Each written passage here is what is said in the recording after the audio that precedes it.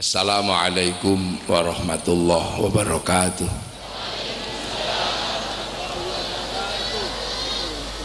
Bismillahirrahmanirrahim.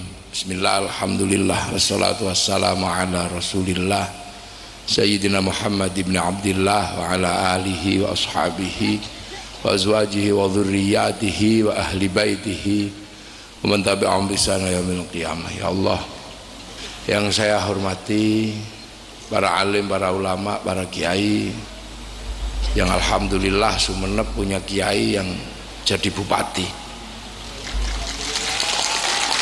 Alhamdulillah.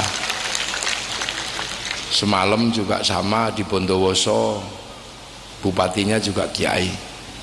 Nah ini Sumenep, makanya Sumenep menjadi daerah yang adem ayem karena bupatinya seorang ulama. Semoga beliau diberi kesehatan, beri kekuatan untuk mengemban amanah umat.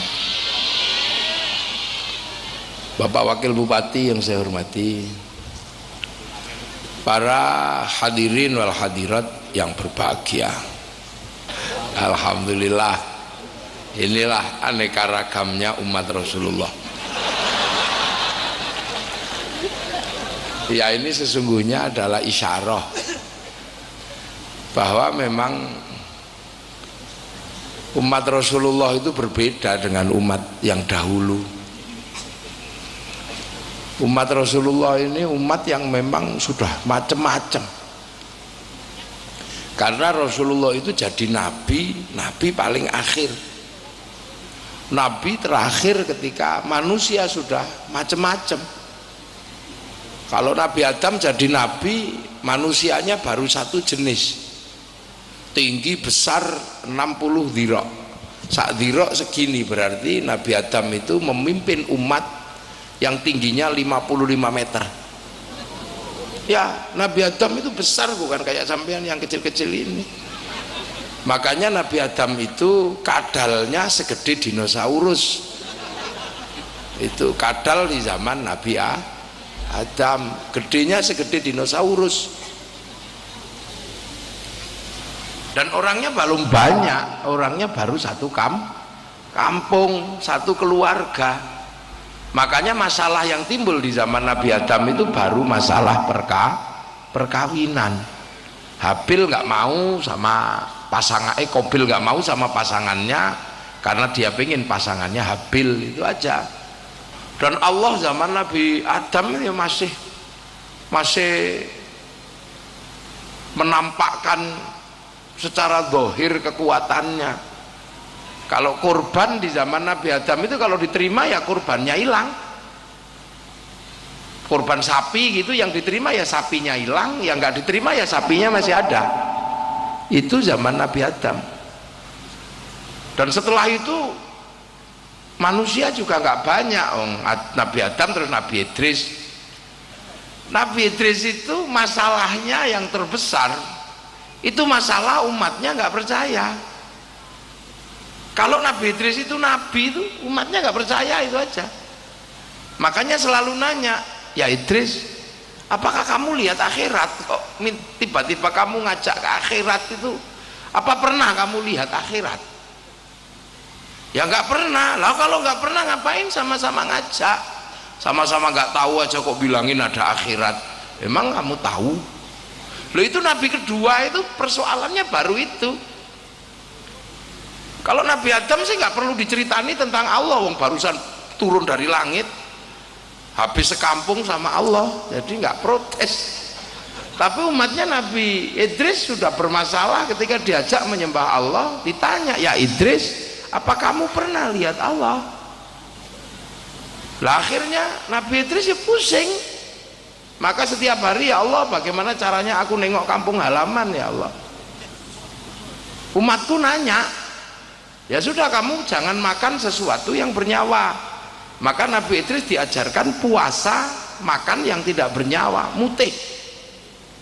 Setelah itu hijabnya buka, Nabi Idris ini mampu melihat malaikat, melihat yang gaib. Tapi Nabi Idris karena punya cita-cita pengen ke kampung halaman, akal manusianya bergerak. Begitu lihat malaikat, yang paling menarik malaikat matahari, panas mikul matahari gitu. Nabi Idris minta sama Allah, ya Allah, kasihan itu malaikat matahari, mbok tolong ya Allah, biarkan matahari itu tidak panas sama malaikat matahari. Seketika cling gitu, ya nggak panas.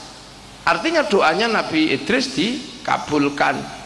Malaikatnya kaget, ya Allah, kok tumben mataharinya nggak panas. Hendak kamu didoakan sama Idris, kamu didoakan sama Idris. Loh, kapan-kapan boleh nggak ya Allah saya cuti? Mau ngapain? Mau berterima kasih sama Idris. Akhirnya malaikat matahari turun ketemu Nabi Idris. Assalamualaikum ya Idris. Salam. Malaikat matahari, tumben ada apa? Enggak, aku mau ketemu engkau aja, mau berterima kasih kamu telah berdoa matahari nggak panas dan itu dikabulkan Allah. Terima kasih ya Idris ya. Loh, masalahnya bukan terima kasih apa enggak, tapi kalau engkau turun ke sini nanti kalau mataharinya gelundung gimana? Oh enggak, aku ini kan banyak temenku yang gantikanku, kan aku cuman koordinatornya aja. Aku ini cuman koordinatornya. Lu berarti malaikat itu banyak? Ya banyak, malaikat itu banyak. Lu berarti kalau ada cerita malaikat yang serem itu ada. Oh ada, itu temanku namanya Israel. Itu malaikat paling sangar itu. Suka nyabuti nyawa. Kalau gitu boleh nggak saya kenalan sama dia? Ya boleh aja, wong itu temanku, nanti tak WA, nggak bermasalah. Maka kemudian dia janjian, malaikat Israel tuh turun nyari Nabi Idris. Ya Idris, takut Nabi Idris itu lari karena takut. Begitu ketemu malaikat Israel itu serem, karena malaikat Israel itu serem, Nabi Idris lari. Karena lari malaikat matahari turun. Ya Israel, jangan galak-galak gitu, dia temanku, kamu gantilah wajahmu. Akhirnya celik berubah wajah manusia. Nabi Idris nggak takut. Gimana kamu? Katanya pengen ketemu aku. Iya ya Israel. Mau apa? Ya aku kan biar bisa cerita sama umatku kalau kamu itu yang nyabut nyawa dan katanya sakit. Nah aku pengen ngerasakan biar aku bisa cerita sama umatku. Oleh sudah, kamu tidur aja gitu. Cabut lebut gitu. 10 menit dikembalikan. Nah karena dikembalikan 10 menit, Nabi Idris komplain, ya Israel, lu katanya sakit dicabut nyawanya, kok aku nggak kerasa? Ya enggak lah, wong kamu temennya temenku, aku yang nggak enak. Loh itu maka hati-hati kalau sama temennya itu yang paling enak. Ngurus sesuatu ya kamu cari temannya Pak Bupati.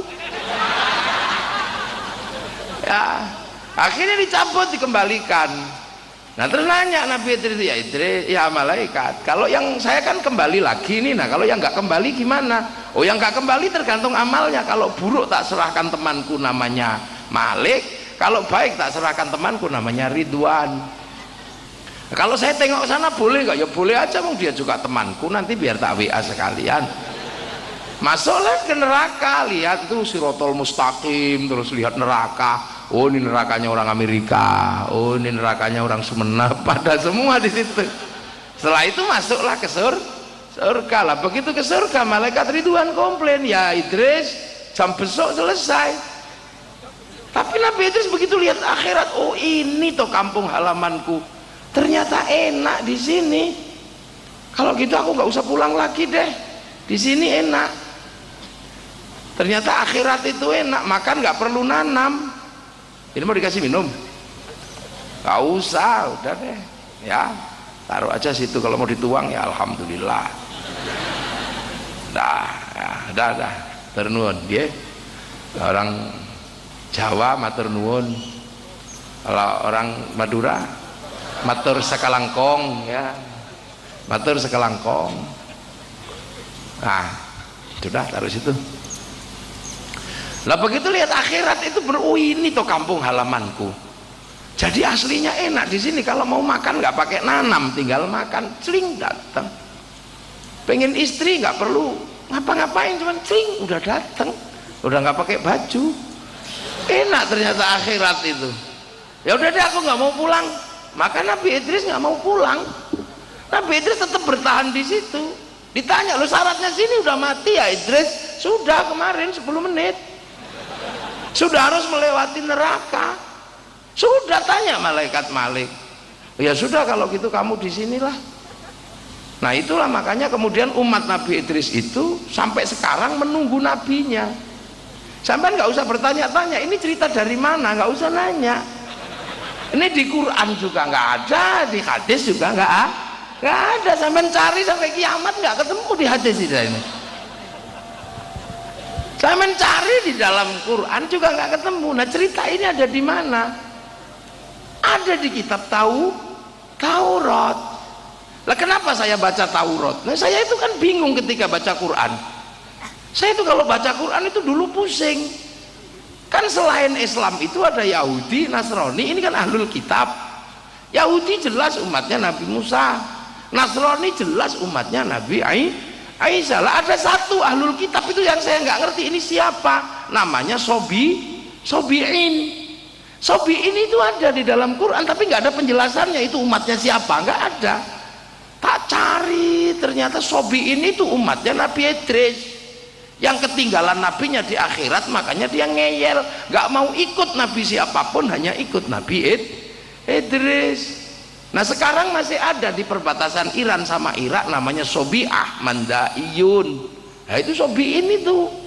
Nah kenapa saya berani nyari di Taurat? Nah Taurat kan kita suruh baca alladzina yu'minuna bima unzila ilaika wa ma unzila min qablik. Saya baca dari situ, saya nggak mau dibohongi, maka saya cari sendiri di dalam Taurat. Kalau orang sekarang kan mudah sekali dibohongi. Baca Injil tidak dari orang, tidak membaca sendiri, tapi membaca Injil diajari sama orang-orang yang baru masuk Islam. Akhirnya ya konslet lagi sampean. Kita ini kan paling seneng belajar Injil dari orang yang baru pindah agama, yang masih emosi, yang Nasrani begini, karena dia barusan pindah. Makanya kalau belajar agama Nasrani jangan dari orang yang desertir itu, kita malah keliru pahamnya. Karena orang yang baru pindah ke Islam biasanya marah sama agama yang sebelumnya, persis kayak orang baru cerai. Makanya kaum muslimin banyak yang konslet sekarang karena belajar agama orang dari orang yang lagi putus saya baru pindah, makanya baca sendiri di situ. Makanya kalau kita lihat orang baru masuk Islam jarang suruh pegang mic, konslet nanti sampean, karena orangnya masih emosi. Nah inilah cara belajar agama, cari sendiri, dan saya ketemu, oh ini tak. Loh itu masalah di zaman Nabi Idris itu baru seputaran itu masalahnya. Dan umat Nabi Idris juga mainnya belum jauh, belum sampai Madura, belum. Begitu juga umat Nabi setelah sebelum Rasulullah. Nabi yang paling keras namanya Nabi Musa. Itu umatnya baru sekitaran Filistin sama Mesir, belum main sampai Madura. Umat Nabi Ibrahim, walaupun Nabi Ibrahim itu hebatnya kayak gitu, umatnya belum sampai Kangean. Itu aja bedanya. Lah Rasulullah ketika jadi nabi, ini sudah nabi terakhir, dunia sudah penuh manusia, dan bentuk manusianya sudah beda. Makanya kita itu sebenarnya kalau ngaji kan diajarkan cara sederhana memahami Rasulullah. Ketika diajarkan hum adamun idrisun nuhun hutuma soleh wa ibrahimu kulun muttaba lutun wa ismailu ishaku kada yaqubu yusufu wa ayyubu kada syuaibu haruna wa musa wal yasa'dul kifli dawudu sulaiman uttaba ilyasu yunusu zakaria yahya Isa wa Toha khadimun da'goya, kan itu. Di situ kan jelas Nabi Muhammad nabi terakhir, dan nabi terakhir itu masalah manusia sudah ruwetnya luar biasa. Jadi kita ini jadi umat nabi yang terakhir, nabi yang problemnya sudah banyak, manusianya sudah berpindah-pindah, dan bentuknya sudah macam-macam. Kalau zaman Nabi Musa bentuknya masih kayak Fir'aun, tapi zaman Nabi Muhammad yang pindah-pindah berubah bentuk semua. yang tetap di Arab itu masih cantik ganteng, yang pindah Eropa sudah tinggi besar rambutnya merah, yang pindah Afrika sudah hitam gosong kayak kopi goreng, yang pindah Cina sudah tembem-tembem sipit-sipit, yang pindah ke Sumeneb jadi pesek-pesek kayak begini. Ini Nabi Muhammad ketika jadi Nabi. Manusia sudah punya negara, manusia sudah punya sistem pemerintahan, manusia sudah punya sistem perekonomian. Itu ketika Nabi jadi Nabi. Makanya ketika Nabi jadi Nabi ini lebih berat, karena tugasnya rahmatan lil alamin, menjadi rahmat seru sekalian alam. Kalau Nabi Isa umatnya paling jauh baru sampai di Romawi, belum sampai di mana Kangean itu, belum. Sumenep ini Macong belum ada. Di enggak, matur sekelangkong enggak ada, belum ada. Lah itu belum ada. Nah, makanya ketika Rasulullah jadi Nabi, dunia sudah kompleks, sudah sangat macam-macam.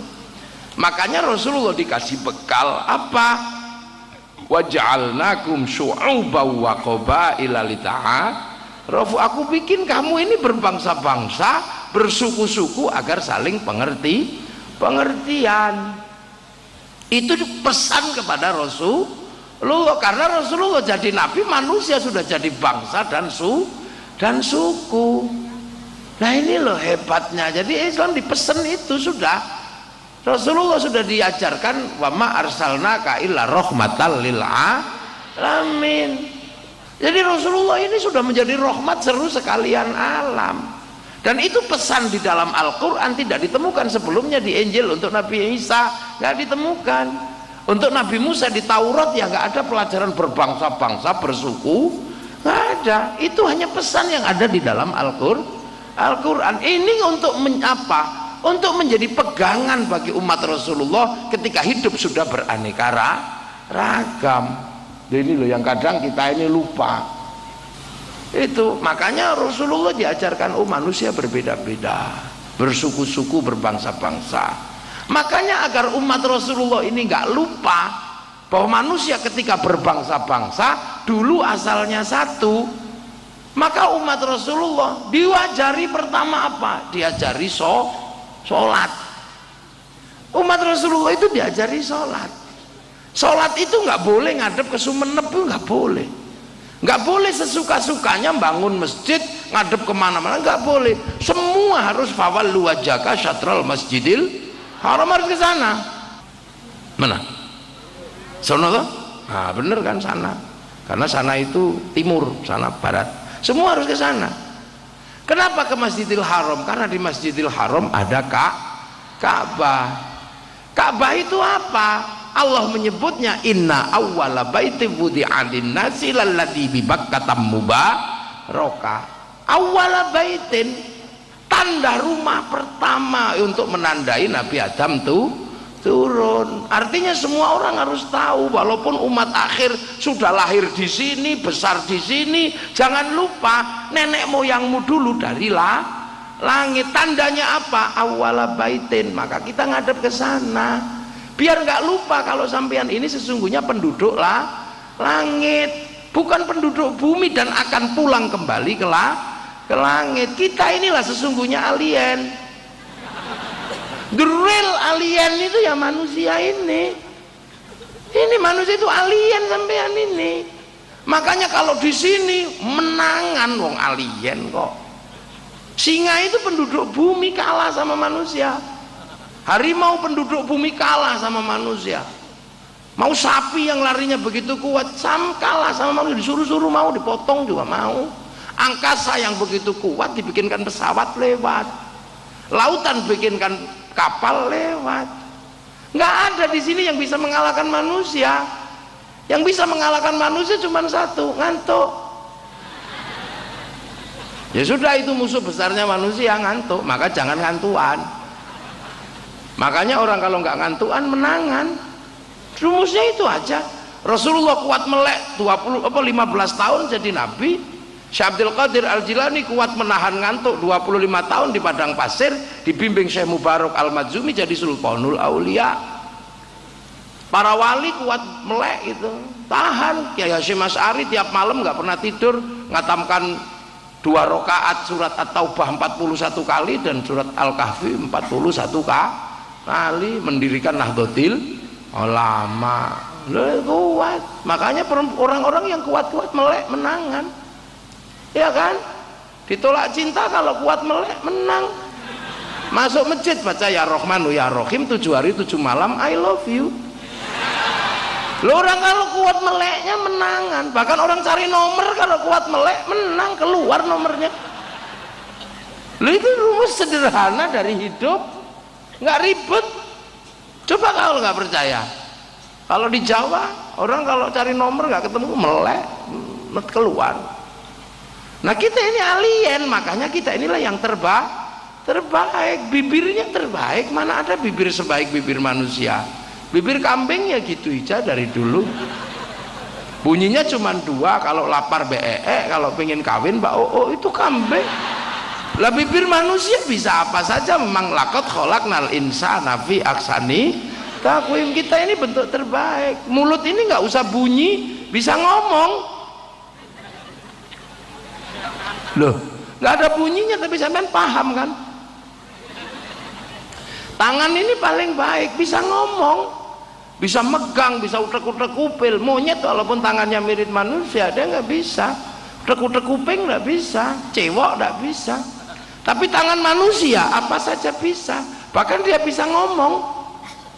Bisa ngomong ini, kalau pilpres nggak perlu teriak-teriak, cukup Loh ya kan, itu aja.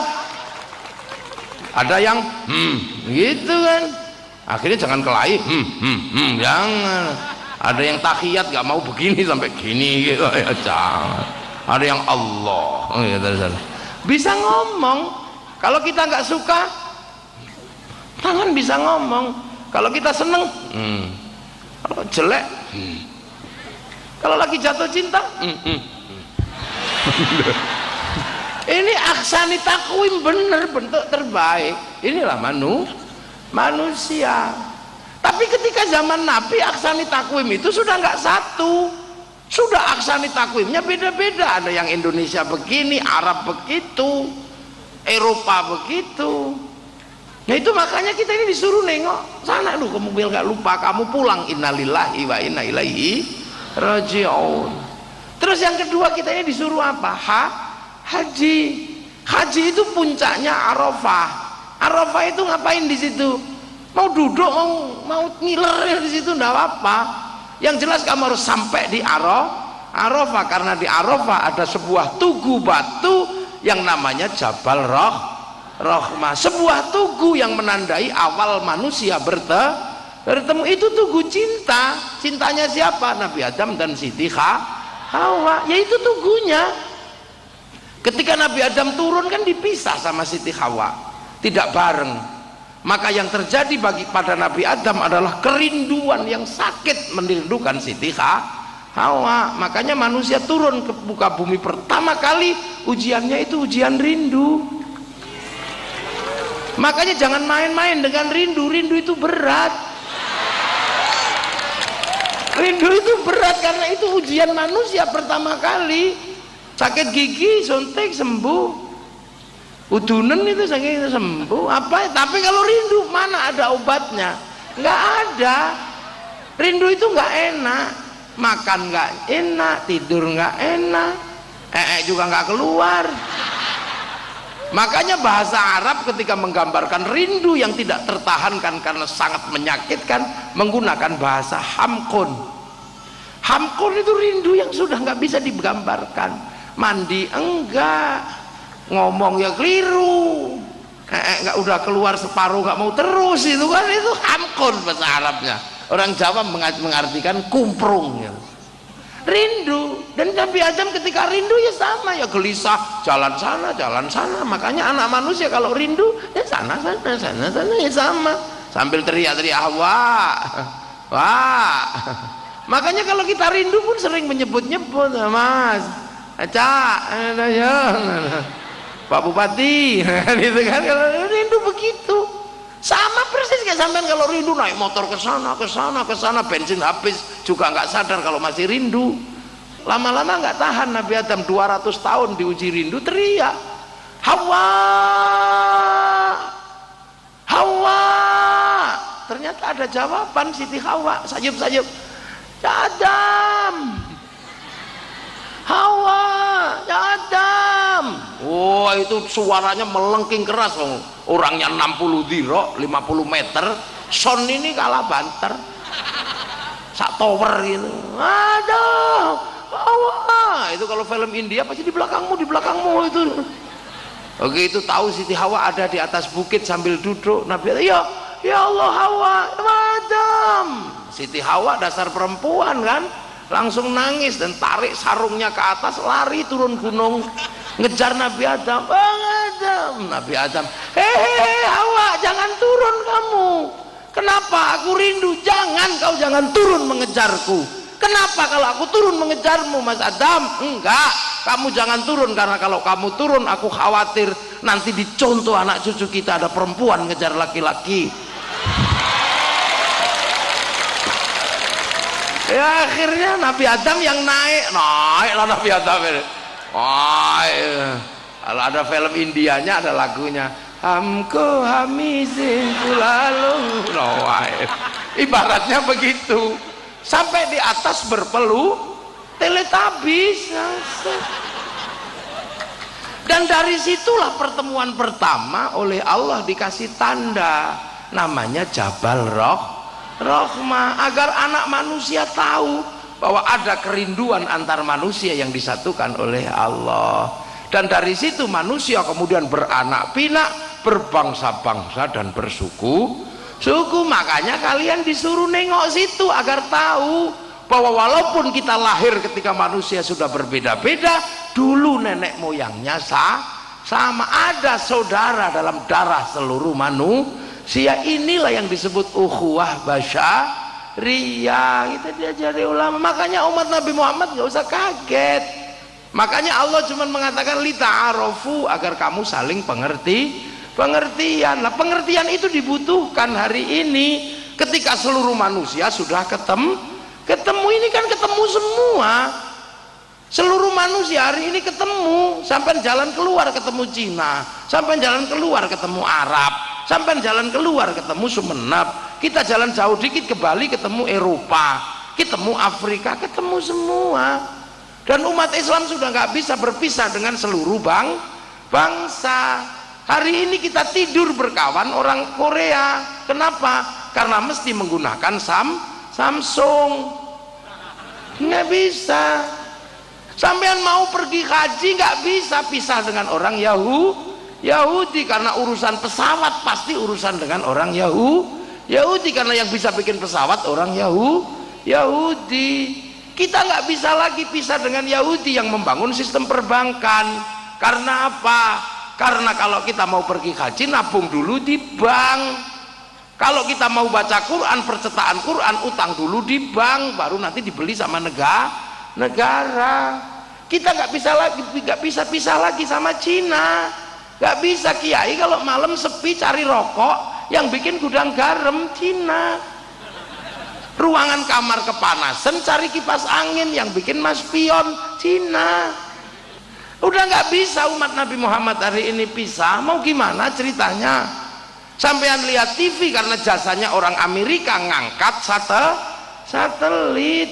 Kamu pengen cantik, cari orang Prancis yang bikin bedak, bikin parfum. Kalau bedak Madura orang udah nggak mau, karena beras ditumbuk blonteng semua. Ini zaman ini sudah nggak bisa. Para kiai pakai serban, itu yang bikin orang Cina. Peci putih yang bikin orang Cina. Loh, ini sekarang terjadi. Kalau 20 tahun yang lalu masih jauh. Saya 20 tahun yang lalu pengen lihat Afrika, masih nunggu flora dan fauna. Udah ditunggu seharian, kadang keluarnya Pak Harmoko, kelompen capir. Hari ini orang pengen lihat Afrika, tinggal bawa handphone, tinggal ngetik, tengu Afrika keluar. Yang memfasiliti siapa? Google. Yang memfasilitasi siapa? Yang memfasilitasi YouTube. Kita ribut sekarang pakai dindingnya Mark Zuckerberg, sama-sama ribut di Facebook, dukung presiden dan anti presiden sama-sama pakai Facebook. Ini dunia baru umat Rasulullah hari ini, nggak bisa main-main. Tuh, tepuk tangan yang keras, nggak apa-apa, nggak usah main-main. Kesadaran inilah yang menyebabkan Allah waja'alnakum syu'uban wa qabaila lita'arafu. Harus pengertian karena ini ketemu. Dulu belum ketemu, sekarang ketemu, nggak bisa pisah. Ibu-ibu pakai kerudung ini kainnya namanya kain Paris yang produksi Cina. Karena kalau tenun Madura terlalu mahal. Produksi sarung sekarang masih kemahalan kalau sarung Madura yang asli. Satu lembar bisa 1,5 juta. Nah kalau sarung dari Cina satu lembar 15.000. Dan itu nggak nerawang juga enggak. Nah ini loh, coba bapak-bapak yang mau pengen anaknya agak jarang-jarang beli kondom. Yang nyiapkan siapa? Orang Singapura, bekasnya permen karet. Lalu kita nggak bisa. Ini umat Nabi hari ini sudah tidak seperti dulu. Makanya suruh nengok Jabal Rohmah agar tahu, dan disuruh saling pengertian. Kenapa Arab cantik ganteng? Ya kita pengertian aja karena di sana nggak ada air. Kalau di sana banyak air, mungkin kayak kita ini jelek-jelek. Biar walaupun nggak mandi tetap cantik kalau di sana. Nah kalau di sana nggak ada air, apa di sini nggak ada air tambah jelek kita. Makanya bagi tempat yang ganteng-ganteng nggak perlu banyak air. Biar kalaupun nggak mandi tetap cantik, tetap ganteng, itu aja. Pengertian kita lah. Kita ini nggak ada dalilnya ya. Karena saya nggak ketemu dalil kenapa berbeda-beda, nggak ada di dalam Quran dan hadis. Ya pengertian aja, mau pengertian ya suka-suka kita aja, pengertian saya begitu. Kenapa orang Eropa tinggi besar rambutnya merah? Ya karena ada musim dingin. Musim dingin minus itu kalau dibikin kecil-kecil dingin, kedinginan mati. Katuan gitu, maka dibikin besar. Biar kalau musim dingin nggak mati. Dan kita punya pengertian, orang Eropa kalau musim dingin nggak punya matahari, sehingga sinar ultraviolet nggak menembus kulit, pigmen kulit berubah bintik-bintik kayak kulit tekek. Makanya orang Eropa kalau musim dingin lari ke negeri tropis, salah satunya ke Indonesia, ke Madura. Untuk apa? Berjemur. Bukan pornografi, bukan, sampean aja yang ngeres. Itu mau berjemur, mengembalikan warna kulitnya, karena di sana nggak ada matahari. Maka nggak usah emosi. Pak Bupati nggak usah bikin perda syariat, turis masuk ke Indonesia harus pakai jilbab, nanti pindah dia. Kasih aja satu pantai dan orang Madura nggak usah ke situ, biar nggak tahan. Orang Eropa kalau musim dingin nggak punya daun, seluruh daunnya rontok di musim gugur. Yang tidak rontok satu-satunya di Eropa itu cuma daun cemara. Makanya kalau bulan Desember hari raya Natal yang dihias daun cemara, bukan saking hebatnya daun cemara, ya daun itu aja yang nggak rontok di bulan Desember. Seandainya Natal itu asli Madura, bisa daun jambu, bisa daun mangga, bisa apa saja. Makanya nggak usah emosi. Jangan kau tanam di depan masjid kami pohon cemara, itu pohon Kristen. Semenjak kapan pohon punya agama? Ini pengertian mulai harus dibangun. Ini harus mulai dibangun karena umat Rasulullah itu umat yang ketemu. Dah ada aturannya, Allah ngajarkan. Afrika kenapa hitam gosong? Karena ada singa. Ya kalau dibikin putih dikejar singa kelihatan. Maka dibikin hitam, itu aja. Orang Cina kenapa tembem sipit? Ya karena di sana kalau musim dingin saljunya turun, mataharinya keluar. Kan silau. Pertanyaannya adalah kenapa Allah bikin kita kecil-kecil sendiri, pesek-pesek, minimalis kita ini, tapi nggak ada masalah buat kita. Karena apa? Allah menempatkan kita di belahan buminya yang paling indah, namanya Indonesia. Nggak ada bumi seindah Indonesia. Saya ini kalau zaman dulu mungkin gelarnya Ibnu Battutoh, saya ini pengembara. Saya ini seminggu yang lalu saya keliling Tiongkok, keliling Taiwan, keliling Hong Kong, keliling Jepang. Iya, itu sudah mulai meranggas karena mendekati Desember mulai rontok apa. Saya ke Afrika yang paling ujung itu sudah pernah saya lakukan. Negeri yang hitam pekat, punya sungai tapi nggak ada yang berani ke sungai. Saya tanya, kenapa kamu nggak mandi di sungai? Oh, ternyata sungainya itu buayanya kayak dawet, buaya tok nemplek-nemplek itu kayak cecek gitu. Nggak ada yang enak. Negeri terindah itu negeri kita. Orang Arab pengen nanam pohon butuh ratusan juta. Kita nanam pohon nggak perlu niat. Makanlah pepaya, telanlah bijinya, pergilah ke ladang, tunggu 6 bulan, itu berbuah. Itu hanya terjadi di Indonesia, nggak ada di tempat lain. Nggak, itu hanya di Madura. Nanam nggak sengaja. Orang Arab itu air saja rebutan sampai perang antar suku. Makanya kalau kita berbicara tentang negeri Arab, ini negeri yang luar biasa sulit. Luar biasa sulit, tapi di situ tempat kiblat.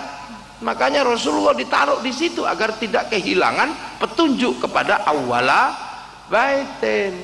Makanya kalau kita di situ di Arab itu, ya Allah, saya itu kadang, Rasulullah ini seperti apa dulunya? Kok bisa gitu lah. Rasulullah itu ngajari orang Arab yang nggak ada air, kok bisa diajari toharoh? Itu pusing saya mikirnya. Wong di situ nggak ada air, kok mau orang Arab disuruh toharoh? Padahal toharoh itu pakai air. Apalagi jinabat, diminum aja susah, disuruh mandi. Kok mau? Padahal jinabatnya orang Arab itu semalam bisa 8 kali. Emang orang Sumeneb sebulan sekali? Lu kok mau? Maka jangan sekali-sekali sampai selalu mau menurut Rasulullah. Nggak pangkatnya kita, nggak nyampe akal kita menurut Rasulullah. Rasulullah itu memang nggak ada di akal manusia, sampai kiamat juga nggak bisa mencerna Rasulullah. Rasulullah itu di Arab itu Tuhannya banyak. Kok orang Arab mau diajari Tuhan satu? Nggak nampak lagi. Tuhannya banyak, patungnya ada.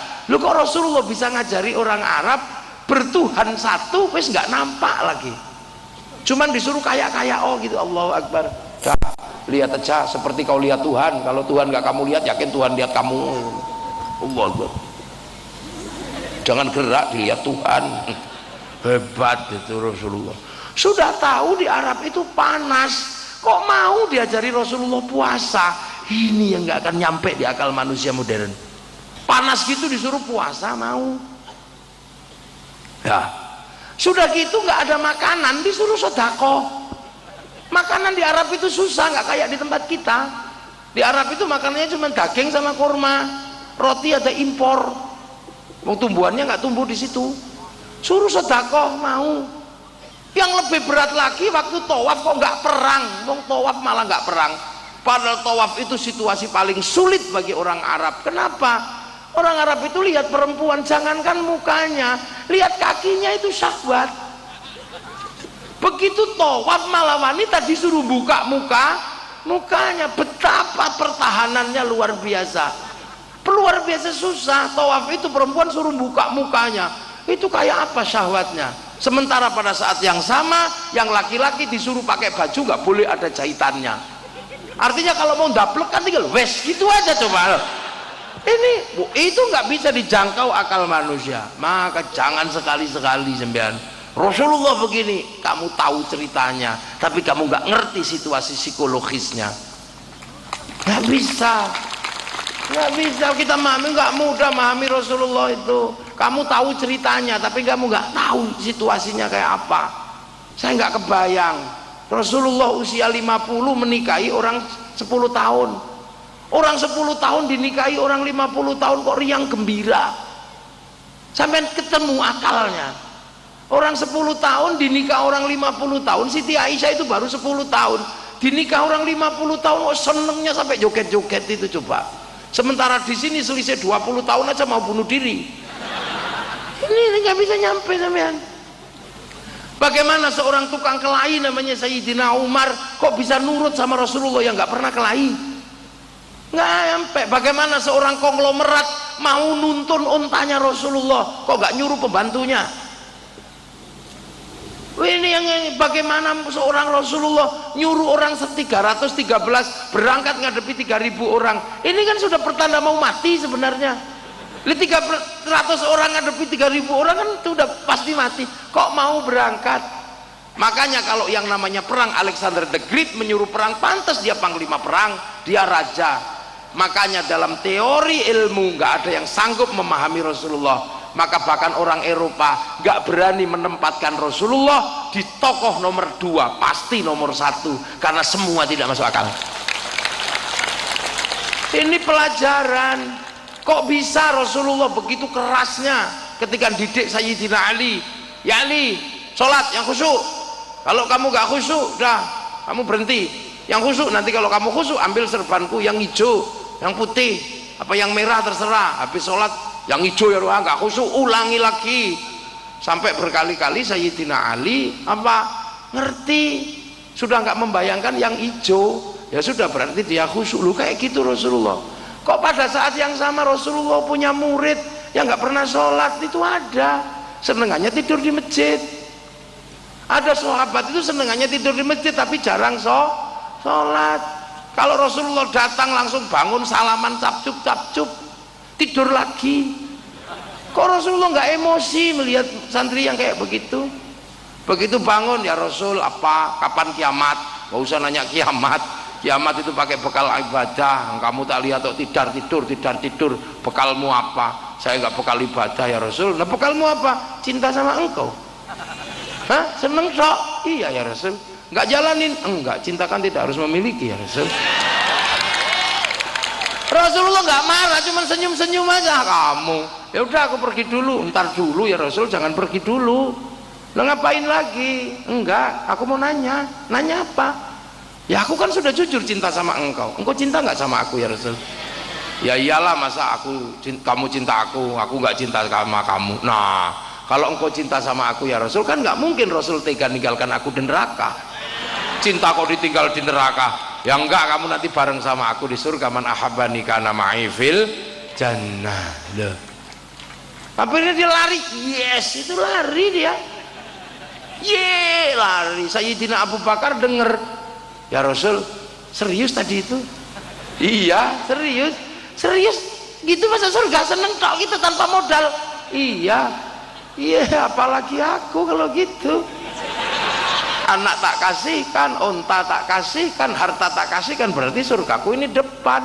Saking senengnya Sayyidina Abu Bakar joget, yes, sampai jubah Sayyidina Abu Bakar itu berkembang seperti payung. Itulah yang kemudian dijadikan manhaj tarekohnya Sayyid Jalaluddin Rumi, namanya tarekoh Maulawiyah, yang contoh anak-anak Indonesia namanya tari sufi. Loh, kok bisa ini Rasul nggak bisa dicerna? Makanya jangan mudah sekali Rasul begini, ya kamu itu kan baca ceritanya, nggak tahu situasinya. Makanya ditanya, kalau kamu tahu begini dari mana? Panjang.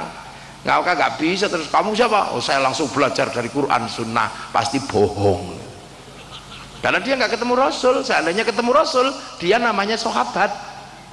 Karena sahabat Rasul itu hanya orang Mekah sana, Abu Bakar, Umar, Utsman. Nggak ada sahabat yang namanya Joni. Nah itulah Rasul di Mekah, gitulah. Loh, makanya umat Rasulullah ini disuruh tengok sana, ayo. Ini kenapa? Agar tidak, kalau ketemu seperti ini umat Rasulullah nggak tercerai berai. Makanya dikasih pelajaran nengok Jabal Rahmah. Ini pelajaran dasar yang luar biasa.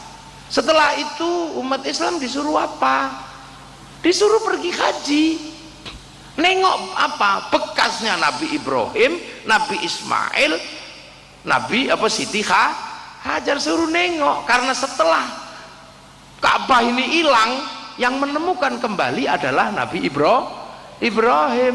Ketika ketemu bawa anaknya, berdoa, Rabbana inni askantu min dzurriyyati biwatin ghairi dzi zar'in 'inda baitikal muharram Rabbana liyuqimus sholata waj'al afidatan minan nasi tahwi ilaihim warzuqhum minats thamarati la'allahum yashkurun. Nah, akhirnya Nabi Ibrahim ini menemukan jejak ulang manusia yang akan diwariskan kepada manusia akhir zaman. Nah, Nabi Ibrahim ini punya anak dua, satu Ismail, satu Ishak.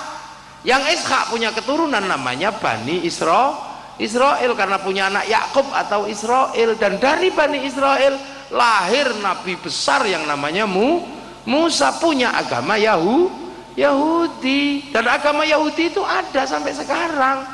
Karena kitab Taurat waktu itu begitu dikasihkan Allah, manusia menjadi hebat. Nabi Musa begitu dapat Taurat hebat, tangannya masuk saku keluar jadi listrik, musuhnya tempiling mati, jadi nggak perlu carok, pek mati. Tongkat dilempar jadi ular, tongkat dipukul ke laut jadi jalan tol, kan Nabi Musa. Dan hebat semua orang pegangan Taurat itu zaman segitu. Temannya Nabi Musa namanya Bal'am bin Ba'ura, hebat juga, dia bisa mindah sesuatu tanpa menyentuh. Jadi kalau seandainya ini macet jalan, Bal'am mau lewat, tiap jengkel, ini apa, macetin jalan, cling, sampean sak kampung pindah Sidoarjo. Namanya ilmu telekinesis, itu Bal'am bin Ba'ura. Makanya ilmunya Bal'am itu dipegang menjadi satu tarekat besar yang dikenal dengan nama tarekat Kabbalah. Tarekat Kabbalah ini punya kitab khusus ringkasan dari kitab Taurat, namanya kitab Talmud.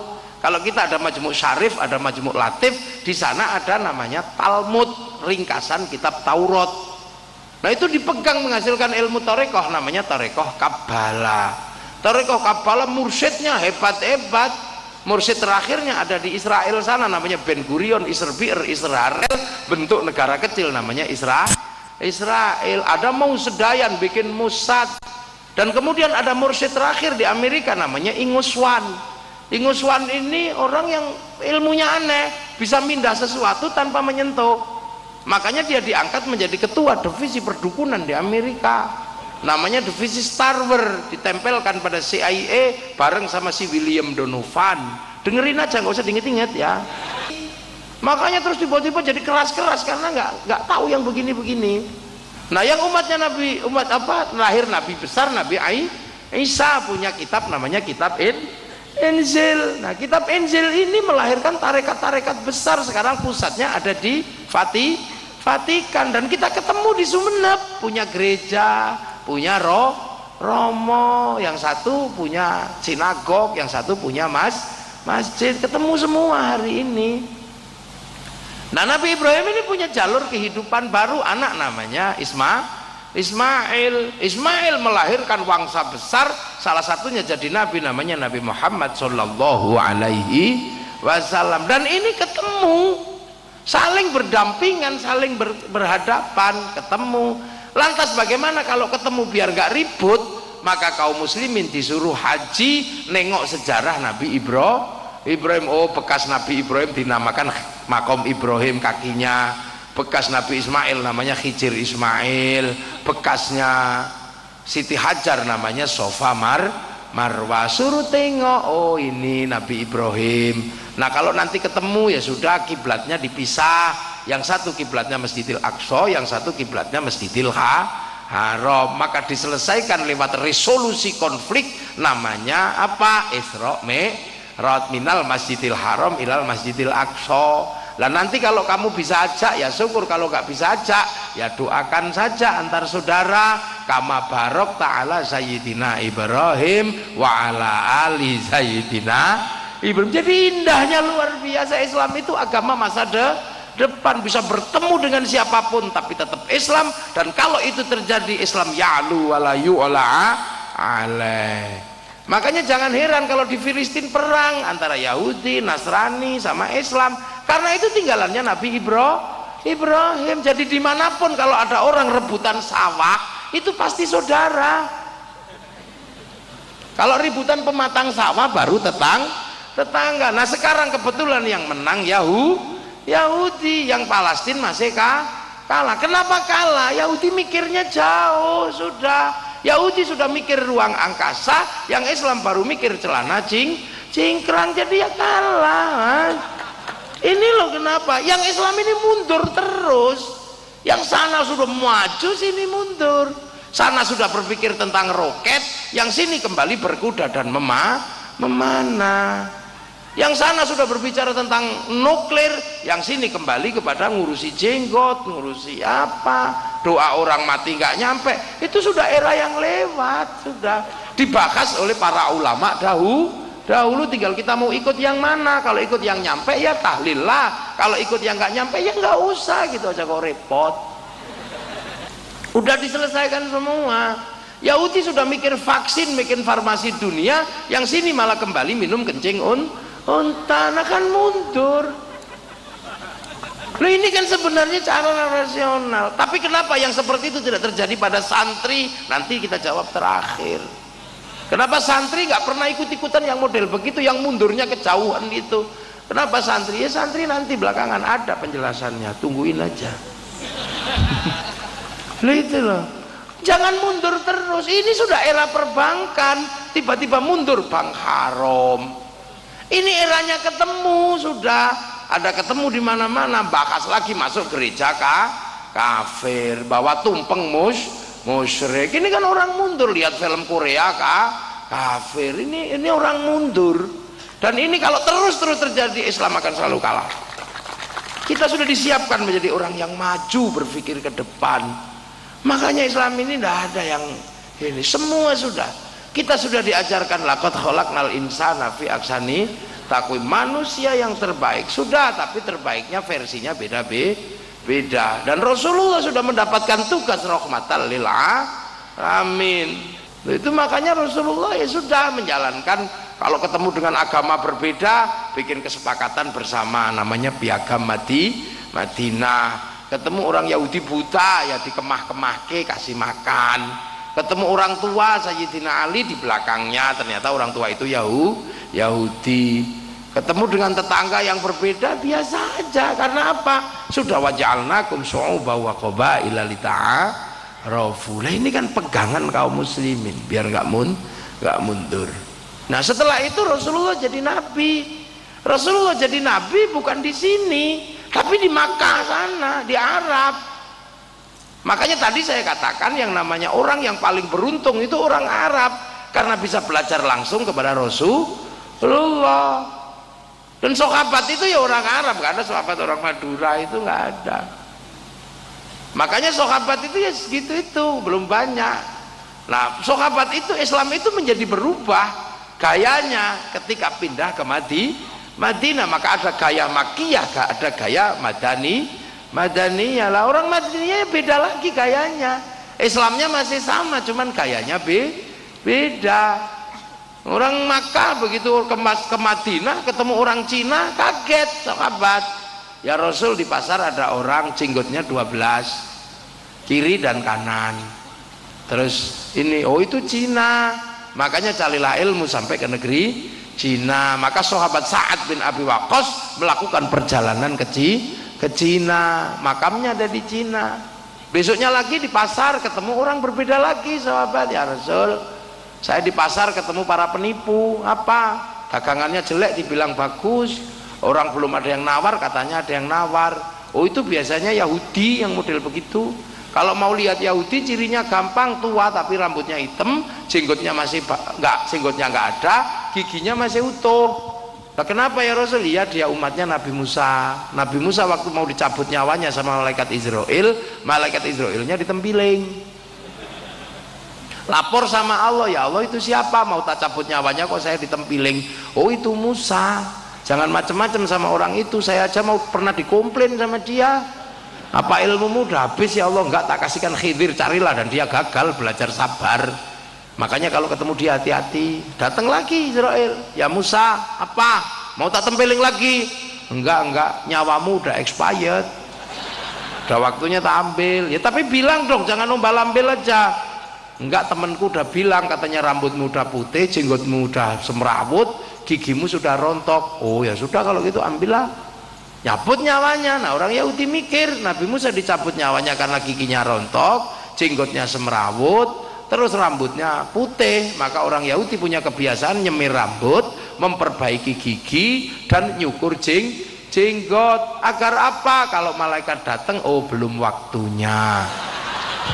Maka sampai di zaman Rasulullah orang Yahudi punya tradisi nyukur jenggot. Maka urusan lihyah adalah urusan menyelisihi orang Yahudi. Makanya para kiai-kiai nggak ada yang ribut bab jenggot.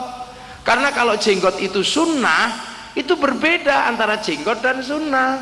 Kalau jenggot itu insya Allah semua orang punya, tapi sunnahnya jenggot itu bukan memelihara jenggot semata-mata, tapi harus ikut gayanya orang berjenggot. Di zaman Rasul jenggot itu kalau ketemu cium pipi kiri pipi kanan, terus jenggotnya dilus-lus sama temannya, oh bagus jenggotmu, terus kemudian mundur, yang tua dibuka kupluknya gini, terus kemudian dicucup bun-bunane. Sekarang orang berjenggot diperlakukan begitu, ya ditonyo kamu. Ya itu makanya sunnahnya nggak dapat, jenggotnya dapat. Makanya nggak usah ribut. Nah, ribut perkara jenggot itu kan gara-gara Kiai Said. Kiai Said bilang orang yang berjenggot panjang itu goblok. Itu aja yang bikin ribut. Dan saya setuju. Bukan karena jenggotnya, karena apa Kiai Said bilang begitu, Kiai Said Akil?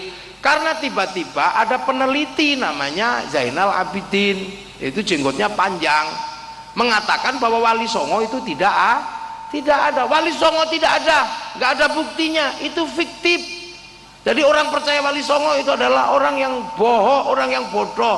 Wali Songo tidak ada. Nah, Zainal Abidin itu jenggotnya panjang, maka diolok-olok Kiai Said, dasar orang kalau jenggotnya panjang itu goblok. Akhirnya dia bales, Kiai Said yang goblok. Masa penerus Wali Songo mengatakan orang berjenggot itu goblok, padahal seluruh Wali Songo itu berjenggot? Lah katamu kemarin nggak ada, kalau sekarang ada dan berjenggot. Nah, itu aja asal muasalnya. Tapi karena banyak orang bawa bimoli, akhirnya digoreng sana, goreng sini, goreng daging ayam, daging sapi, daging ikan. Itulah makanya. Jadi itu sebab awalnya itu begitu. Terus sampai mau terima Wali Songo nggak ada? Ya nggak terima lah. Kalau Wali Songo nggak ada, santri itu ikut siapa? Ikut batu, bisa. Nah, itulah yang mengatakan Wali Songo nggak ada, itu jenggotnya panjang. Maka diolok-olok, dasar orang kalau berjenggot itu goblok. Dianya salah bales, Kiai Said yang goblok. Mau penerus Wali Songo kok mengatakan orang berjenggot itu goblok, padahal seluruh Wali Songo itu berjenggot. Lah katamu kemarin nggak ada, oh sekarang berjenggot. Orang ini aneh-aneh memang aneh-aneh. Tahu-tahu bilang Gajah Mada Islam, namanya Gajah Mada.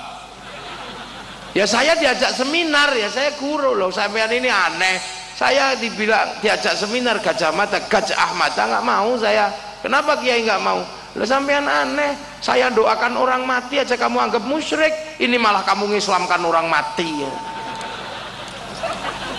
Loh kalau menganggap Gajah Mada Islam kan berarti ngislamkan orang mati. Loh inilah Islam berkembang sampai akhirnya, dan itu belum ketemu Indonesia, belum ketemu, masih di sana, masih di Jazirah sana.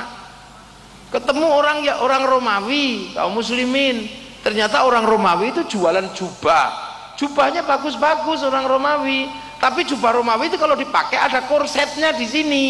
Maka kalau orang pakai jubah Romawi itu mediti begini, terus kain di belakangnya panjang, maka ada yang membawakan seperti kain ini loh orang menikah itu. Nah, sahabat kalau pakai baju Romawi terlihat seperti sombong begini, maka oleh Rasulullah suruh motong. Itulah awalnya isbal.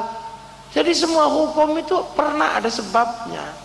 Terus setelah zaman Madinah, Islam itu pindah ke Persia. Di Persia ketemu orang Majusi. Orang Majusi itu orang bukan Islam, kalau dulu sebutnya Zoroaster. Majusi itu majus, penyembah api. Rajanya namanya Rustum. Orang Madura bilangnya Rustam. Raja Rustum itu raja Majusi, penyembah api. Lah api Majusi itu kalau disembah ditaruh di bangunan tinggi, namanya Manaro. Manaro itu bangunan tinggi untuk menaruh api. Tapi begitu Raja Rustum ini masuk Islam, karena ngambil menantu Sayyidina Husain, putranya Sayyidina Ali, maka kemudian tidak lagi menyembah api. Nah begitu tidak menyembah api, Manaro tiang apinya ditaruh di depan masjid. Lah di depan masjid ada Manaro tiang bagus, maka semua orang berlomba-lomba bikin Manaro. Lah itulah yang sampai Madura namanya menara, sampai Jawa namanya menoro. Jadi api menoro ini di depan masjid itu Manaro. Terus kemudian Islam berjalan dan berkembang sampai kemudian ada peristiwa besar pada tanggal 10 Asyura di Persia. Cucu Rasulullah dibunuh sama Yazid bin Muawiyah. Makanya kemudian peristiwa itu dikenang oleh seluruh dunia Islam. Di Indonesia dikenal dengan bulan Suro atau Suro. Makanya santri-santri di sini ketika mengenang bulan Suro nggak mantu, nggak menikahkan anak karena itu bulan duka. Bikin bubur merah putih, bubur merah tanda darah yang tumpah, bubur putih tanda tulang yang pecah. Bikin santunan anak yatim. Tapi jangan itu budaya Syiah. Kata siapa? Itu duka seluruh kaum muslimin. Jangan disia-siakan. Budaya Asyura itu budaya seluruh kaum muslimin di dunia. Itu bukan budaya Syiah. Yang mengatakan itu budaya Syiah adalah Wahabi. Loh, ya tepuk tangan, enggak usah malu-malu. Itu hanya orang-orang Wahabi aja yang suka bilang itu budaya Syiah. Agar apa? Agar orang tidak ingat dengan tragedi cucunya Rasulullah. Ini itu harus diingat. Ya kita sih bukan Syiah, kita Sunni. Nah, kayak gini makanya. Nah Islam terus bergerak sampai akhirnya sampai ke Indonesia. Nah, setelah lawatan dari negara-negara di Asia, terus pulang sebentar, menyuk gitu, langsung keliling seminggu. Terus kemarin ke Semarang, dari Semarang ke Jepara, terus ke Jember, Bondowoso, terus tadi sekarang ke sini, besok ke Sumeneb, ke Pamekasan, terus ke Sampang, habis itu terus ke Semarang lagi, terus ke Jakarta, hallnya bawa Hasbullah di Jakarta, terus langsung ke Mojokerto, habis itu sudah tidak tahu kemana lagi. Makanya kadang ada yang nanya, nah terus bunyainya gimana di rumah? Kok ditinggal pergi terus? Tak online.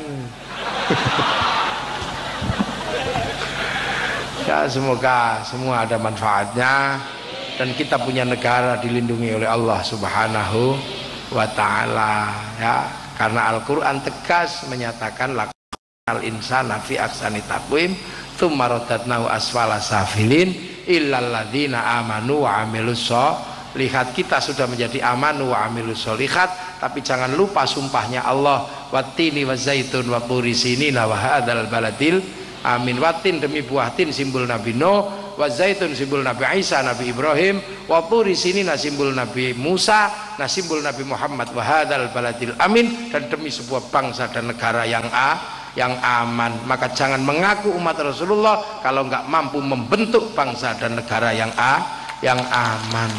Dan kita berhasil menjadi amanu wa amilus sholihat, punya baladil amin. Inilah Indonesia. Assalamualaikum warahmatullahi wabarakatuh.